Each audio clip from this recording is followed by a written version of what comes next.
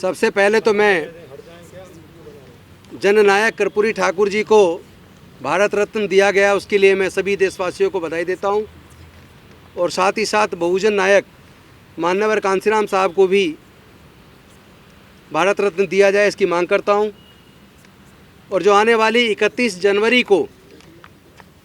बामसेफ के माध्यम से इलेक्शन कमीशन ऑफ इंडिया का जो घेराव हो रहा है, उस घेराव का हम समर्थन करते हैं और हम सारे साथी पूरी ताकत के साथ उसमें शामिल होंगे। कार्यकर्ताओं सहित पूरे देश के लोगों से आह्वान करते हैं कि 31 जनवरी को वो लोग दिल्ली में उस मुहिम में शामिल हों ताकि बैलेट पेपर को वापस लाया जा सके। इसके साथ साथ आज कुछ ऐसे तथ्य हैं जो हमारे सामने आए हैं, जो हमने बारीकी से अध्ययन किया। ईवीएम के बारे में अध्ययन करने के बाद जो चीज़ें सामने आई हैं, हम तो समझते थे कि ये जो मशीनें हैं, ईवीएम है, इसको BEL या ECIL ने बनाया है, लेकिन एक्चुअली जो सॉफ्टवेयर जो डेवलप किया जाता है उसको बनाने का जो काम कर रहा है वो टेक्निकल एक्सपर्ट कमेटी है। और टेक्निकल एक्सपर्ट कमेटी में एमिनेंट प्रोफेसर्स हैं IIT के। उन IIT के प्रोफेसर हैं जिस IITs के अंदर देश के दलितों, पिछड़ों, आदिवासियों के साथ जो बच्चे IIT कर रहे होते हैं, उनके साथ उत्पीड़न की घटनाएं होती हैं और वो बच्चे कई बार सुसाइड करते हैं। तो जहां इस तरह के जातिवादी मानसिकता वाले प्रोफेसर्स हैं, जहां जानबूझ के उन बच्चों को इंटरनल एग्ज़ाम में कम नंबर दिए जाते हैं, फेल किया जाता है, उनको डिमोरलाइज किया जाता है, और ऐसे प्रोफेसर्स, ऐसे एमिनेंट प्रोफेसर्स उस इलेक्शन कमीशन ऑफ इंडिया की टेक्निकल एक्सपर्ट कमेटी के मेंबर हैं। और वो टेक्निकल एक्सपर्ट कमेटी ही है जो सॉफ्टवेयर डेवलप करती है। और जो ये ECIL और BEL है, ये तो हार्डवेयर बनाती है, ये तो उसको असेंबल करती है। तो हमें जो बाकी तथ्य पता लगे वो ये पता लगे हैं कि जो कंट्रोल यूनिट है उसका सॉफ्टवेयर टेक्निकल एक्सपर्ट कमेटी बनाती है, और वो कमेटी उस सॉफ्टवेयर में ही ये तय कर देती है किसको जिताना है। ये टेक्निकल एक्सपर्ट कमेटी के हाथ में है। अगर टेक्निकल एक्सपर्ट कमेटी पहले से ही विन ओवर कर ली जाए, उनको खरीद लिया जाए या किसी भी तरीके से इन्फ्लुएंस में ले लिया जाए, तो जब वो सॉफ्टवेयर डेवलप करते हैं, सॉफ्टवेयर में ही अगर वो चाहे तो ये तय कर सकते हैं कि किसको जिताना है। लेकिन इसको जिताने का खेल, जो सबसे बड़ा खेल है, वोट बिना टाइमर के संभव नहीं है। इस मशीन के अंदर, EVM के अंदर जो कंट्रोल यूनिट है, उसके अंदर बाकायदा एक टाइमर लगा हुआ है जिसमें पूरा टाइम डेट दोनों चीज़ होती हैं। और अगर टाइम और डेट ना हो तो वो गड़बड़ करना मुश्किल है। मैंने इसको बड़े बारीकी से पढ़ा है और उसके आधार पर मैं आपको बता रहा हूँ कि ये स्वैप कब होनी है, कब वोट को स्वैप करके किसको देना है।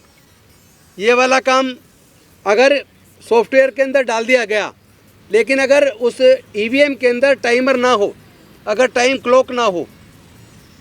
जिसमें डेट और टाइम सेट किया जाता है, तो किस वक्त वोट को स्वैप करके किसको देना वो संभव नहीं है। मैं ये पूछना चाहता हूँ, ये मशीन अगर कैलकुलेटर का काम करते तो इसमें टाइमर की ज़रूरत क्या है? क्योंकि जब वोट पड़ता है तो बाकायदा किस वक्त वोट चालू हुआ पड़ना, कब वोट पड़ना ख़त्म हुआ, टोटल कितना वोट हुआ, उसका बाकायदा पेपर पे भी मैनुअल तरीके से उसको मेंटेन किया जाता है। तो उस मशीन के अंदर टाइमर की आखिर ज़रूरत क्या है, उसमें क्लॉक की ज़रूरत क्या है? और वो ऐसा टाइमर है जिसको वोटर नहीं देखता, वो इलेक्शन कमीशन के अधिकारी जिसके हाथ में कंट्रोल यूनिट होती है, केवल वो देखता है। क्योंकि जो वोटर है वो तो सीधा जाके जो कीबोर्ड है, जो बैलेट यूनिट है, वो तो जाके सिर्फ वहाँ बटन दबाता है। और बैलेट यूनिट में कोई नंबर नहीं होता, उसके अंदर ABCD होते हैं। और अगर कैंडिडेट Z से ज़्यादा नंबर तक खड़े हो जाएं तो इलेक्शन कमीशन ऑफ इंडिया ने ऐसे कर रखा, चूँकि फिर गड़बड़ी नहीं हो सकती, इसलिए फिर वो 2 मशीनें लगाने से भी काम नहीं चलेगा। उसके बाद वो क्या करते हैं कि बैलेट से चुनाव होगा, यानी जो लेटर है इंग्लिश के A से Z तक, अगर उस लेटर से ज़्यादा संख्या में चुनाव लड़ने वाले उम्मीदवार अगर आ गए तो इलेक्शन कमीशन ऑफ इंडिया की गाइडलाइन के हिसाब से चुनाव फिर ईवीएम से नहीं होता, बैलेट से चुनाव होता है। तो सारा खेल ही है, क्योंकि वो जो बैलेट यूनिट है वो उसमें केवल ए से जेड तक के नंबर के जितने कैंडिडेट खड़े हैं वो नंबर डलता है, 1 2 3, एक दबाया तो वो कंट्रोल यूनिट को इन्फॉर्मेशन बैलेट यूनिट देती है, और वो ABCD इस तरीके से उसमें मार्किंग होती है। तो वो ए दबाया तो ए का सूचना उसको देगा कंट्रोल यूनिट को, और कंट्रोल यूनिट में वो दर्ज हो जाएगा। लेकिन होता क्या है कि जो उसके बाद जब लोग अपना नॉमिनेशन फाइल कर देते हैं उम्मीदवार, और नॉमिनेशन विड्रॉ होने की डेट के बाद उसके बाद इलेक्शन कमीशन ऑफ इंडिया के इंजीनियर्स, जो कोई ज़रूरी नहीं है कि सरकारी आदमी हो, वो कोई प्राइवेट टेक्निकल एक्सपर्ट भी हो सकता है, वो हायर किया हुआ आदमी भी हो सकता है, वो आकर वो उस मशीन के अंदर, चूँकि उसमें एक मेमोरी होती है, और दूसरा जो 2 चीज़ जो वो करता है वो होता है टाइम फाइल बनती है और एक कैंडिडेट फाइल होती है। वो जो एक्सपर्ट आता है जो चुनाव की डेट से एकदम पहले, जब विड्रॉ की डेट ख़त्म हो जाती है और फाइनल हो जाता है कितने उम्मीदवार किस किस पार्टी के चुनाव मैदान में बचे हैं, उसके बाद जो मशीन में वो डालते हैं, वो एक तो टाइम फाइल डालते हैं और एक कैंडिडेट फाइल डालते हैं, ताकि किसको वोट दिया जा रहा वो उसमें आ सके। लेकिन असली बात जो है वो सॉफ्टवेयर जो उधर डिज़ाइन किया गया टेक्निकल एक्सपर्ट कमेटी में, और टेक्निकल एक्सपर्ट कमेटी को अगर इन्फ्लुएंस कर दिया गया और उसने अगर वहीं तय कर दिया किसको जिताना, चूँकि ये विश्वास कहाँ से आता है कि इस बार 300 से ज़्यादा जीतेंगे, इस बार 400 से ज़्यादा जीतेंगे, ये कॉन्फिडेंस कहाँ से आता है? ये कॉन्फिडेंस से वही कह सकता है जिसको पता है कि उसने इन्फ्लुएंस करके टेक्निकल एक्सपर्ट कमेटी के माध्यम से उसके अंदर सॉफ्टवेयर वो डेवलप करवा दिया है कि उन्होंने उस पार्टी को इतने चुनाव में इतने वोटों से जिताना है। अभी आपने देखा होगा पिछले दिनों मध्य प्रदेश के अंदर एक कैंडिडेट ने, बीजेपी के कैंडिडेट ने, उसने पहले ही बता दिया मुझे इतना बीजेपी को वोट मिलेगा, इतना उसको मिलेगा, और जब रिजल्ट आया तो वो वाकई उतना ही निकला, थोड़ा बहुत वोट का अंतर था। तो ये सारे ये समझ लीजिए कि जो आम वोटर का भरोसा है, जिस वोटर के भरोसे को कायम करने की जिम्मेदारी इलेक्शन कमीशन ऑफ इंडिया की है, तो वो जो वोट की उसकी चोरी हो रही है और उसको बिल्कुल डाउट उसका पक्का होता जा रहा है कि चुनाव के माध्यम से उनके वोट की चोरी हो रही है, उसको उस पर भरोसा नहीं पैदा हो रहा है, तो ये जिम्मेदारी तो इनकी है। और दूसरा डाउट इसलिए और ज़्यादा मजबूत हो जाता है क्योंकि जब सुप्रीम कोर्ट ने ये व्यवस्था दे दी कि इलेक्शन कमीशन का गठन कि 3 जो सदस्य कमेटी होगी, एक प्रधानमंत्री होंगे, एक अपोजिशन के लीडर होंगे और एक सुप्रीम कोर्ट के चीफ जस्टिस होंगे, लेकिन माननीय मोदी जी ने संसद के माध्यम से एक कानून ला के उसको बदल दिया, और अब उस 3 सदस्य कमेटी में 2 सदस्य केंद्र सरकार के हो गए, एक प्रधानमंत्री जी हो गए और एक उनके लॉ मिनिस्टर हो गए, एक लीडर अपोजिशन हो गए। यानी जिसको इलेक्शन कमिश्नर वो बनाना चाहेंगे वो उसको बनाएंगे, और वो उनके इन्फ्लुएंस का आदमी हो सकता है, इस पॉसिबिलिटी को रूल्ड आउट नहीं किया जा सकता। इसीलिए हम निवेदन करते हैं इलेक्शन कमीशन ऑफ इंडिया से, देश के राष्ट्रपति जी से, कि वो इसमें संज्ञान लें, और माननीय सर्वोच्च न्यायालय के मुख्य न्यायाधीश से और उनके कंपेनियन जजेस से भी हम निवेदन करते हैं कि वो इस पर संज्ञान लें और उस व्यवस्था को कायम करें, और जो ये कानून लाया गया संसद के द्वारा उसको नल एंड वॉइड डिक्लेयर करें। अब मैं चाहूँगा, चूँकि जो RTI से इन्फॉर्मेशन कलेक्ट करके बहुत सारी सच्चाई हमारे भानु प्रताप सिंह जी एडवोकेट लेके आए, वो रखें। उससे पहले एक बात और मैं आपको बता दूं कि पिछले चुनाव में आसाम के एक डाटा आप देखें जिसकी वजह से डाउट और ज़्यादा बढ़ जाता है। इसमें आसाम के दीमा हसाओ जिले में एक बूथ पर थे केवल 90 वोट, 90 मतदाता थे, लेकिन EVM में वोट पड़े 171, और उसने फिर चुनाव आयोग के 5 अफसर सस्पेंड किए इलेक्शन कमीशन ने। फिर कैसे भरोसा करें ऐसी EVM पर? और दूसरा डाटा है मध्य प्रदेश, छत्तीसगढ़ का, वहाँ बसपा के कैंडिडेट खड़े हुए, वहीं उनके रिश्तेदार रहते थे, घरवाले रहते थे, लेकिन उस खुद अपने उनके बूथ से उनको एक भी वोट नहीं मिला, उनका खुद का वोट कहाँ गया? तो ये सारे डाटा जो हमारे पास आ रहे हैं जगह जगह से, उससे बात साबित हो जाती है कि इलेक्शन कमीशन ऑफ इंडिया क्यों इतना जिद्दी हो गया है, क्यों वो EVM से चुनाव कराने पे क्यों आमादा है, क्यों भारतीय जनता पार्टी के वरिष्ठ नेता एवं होम मिनिस्टर ये कह रहे हैं कि इस बार 400 पार, क्यों भारतीय जनता पार्टी के बड़े नेता कह रहे हैं इस बार 400 पार आएंगी। उन्हें इतना भरोसा कैसे है जबकि उन्होंने कोई काम ऐसे नहीं किया। और इसके साथ साथ लास्ट में एक बात कहूँगा, ये सब लोग जैसे राम मंदिर वाला मुद्दा हुआ, कभी कोई सा मुद्दा लाते हैं, ये सब एक माइंड सेट बनाने के लिए, ताकि जो खेल ये खेल रहे हैं उस खेल को वो उसके द्वारा कवर किया जा सके, इसलिए ऐसा खेल चलाया जा रहा है। दिल्ली में ईवीएम हटाओ संयुक्त मोर्चा की इस प्रेस कॉन्फ्रेंस में लोकतंत्र के चौथे सच्चे और अच्छे प्रहरी, जिनके माध्यम से पूरा देश ज्वलंत समस्याओं को देख रहा है, आप तमाम साथियों का दिल की गहराई से स्वागत है। आप लोगों को हर 2 दिन बाद बार बार प्रेस कॉन्फ्रेंस के माध्यम से हम बुलाते हैं, क्योंकि रोज़ाना नए नए तथ्य निकल कर के आ रहे हैं। आज की इस प्रेस कॉन्फ्रेंस का जो उद्देश्य है, कुछ चौंकाने वाले तथ्य सामने आए हैं इस ईवीएम के मैटर्स को लेकर के, ईवीएम की मैन्युफैक्चरिंग को लेकर के, और जो चुनाव आयोग की रिपोर्ट्स हैं उनके माध्यम से लेकर के। हमारे तमाम साथी यहाँ पर मौजूद हैं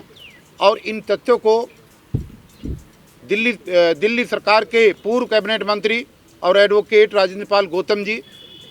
और सुप्रीम कोर्ट के सर्वोच्च वकील जो हैं भानु प्रताप सिंह, ये आपको बताएंगे। डीएन सिंह, बलराज मलिक साहब, हिजम सिंघा साहब, तमाम अलग अलग विषयों पर आपसे बात करेंगे। मैं आपको सिर्फ 1 या 2 बातें बताना चाहूँगा। नंबर 1 ये कि पहली प्रेस कॉन्फ्रेंस के अंदर हमने